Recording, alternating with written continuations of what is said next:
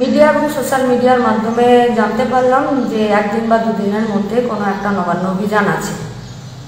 তৃণমূলের প্রাক্তন মন্ত্রী, বর্তমানে বিরোধী দলের নেতা, যিনি কিনা বিজেপিরও নেতা, তিনি এই কর্মসূচিকে সমর্থন করেছেন। এই কর্মসূচির উদ্যোক্তারা এই কর্মসূচির সাথে আমার নাম যুক্ত করে প্রচার করেছেন। এটি চরম অনৈতিক কাজ এবং জনমানুষের বিভ্রান্তি তৈরি করার জন্যই এই কাজ করেছেন। এই অনৈতিক কাজকে আমরা আমাদের সংগঠনের পক্ষ থেকে, ডিওয়াইএফআই পক্ষ থেকে আমরা ধিক্কার জানাচ্ছি, প্রতিবাদ জানাচ্ছি। আজিকরের ঘটনায় 9 তারিখ থেকেই এসএফআই ডিওয়াইএফআই অ্যাডভা রাস্তায় আছে। আজকে গোটা রাজ্যের মানুষ, রাজ্য ছাড়িয়ে দেশ, দেশ ছাড়িয়ে বিদেশ এবং গোটা রাজ্যের মা বোনেরা আজকে রাস্তায় নেমেছেন নির্যাতিতা দোষীদের শাস্তির দাবিতে, বিচারের দাবিতে, দুর্নীতির বিরুদ্ধে। ফলত এই বিরাট লড়াইকে ভাঙার জন্যই এই ধরনের বিভ্রান্তি তৈরি করারই অপচেষ্টা থেকে তারা এই কাজ করেছেন বলে আমার মনে হয়।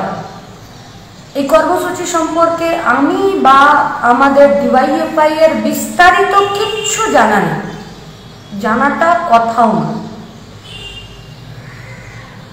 আমি বা আমাদের সংগঠনের কেউ ডিওয়াইএফআই এর, এসএফআই, অ্যাডভা বা কোনো বামপন্থী সংগঠনের এই কর্মসূচির সাথে কোনো যোগাযোগ নেই। আরএসএস, বিএসপি, ছাত্র সমাজের ফাঁদে পা দেবেন না, আপনাদের কাছে আমাদের আবেদন। 27 তারিখ গোটা রাজ্যে, জেলায় জেলায়, এলাকায় এলাকায় এসএফআই, ডিওয়াইএফআই, অ্যাডভা আরজি করের নির্যাতিতা দোষীদের শাস্তির দাবিতে এবং বিচারের দাবিতে এবং অবশ্যই দুর্নীতির বিরুদ্ধে রাস্তায় থাকবে।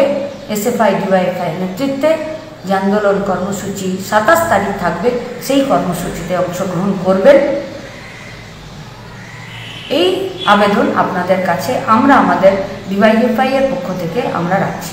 যার জন্য আরজি কর আন্দোলন শুরু হয়েছিল, যিনি সববাহী গাড়িটিকে রোধ করেছিলেন, সেই ডিওএফআই নেত্রী মীনাক্ষী মুখার্জি আগামী 27 তারিখ নবান্ন অভিযান নিয়ে কী মন্তব্য পেশ করলেন, তাদের কর্মসূচি কী আছে তা জানিয়ে দিলেন।